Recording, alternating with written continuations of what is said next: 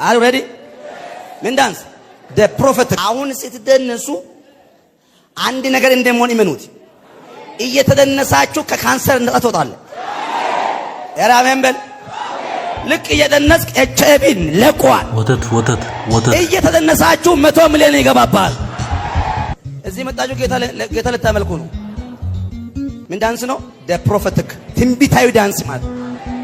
አሜን በል። ready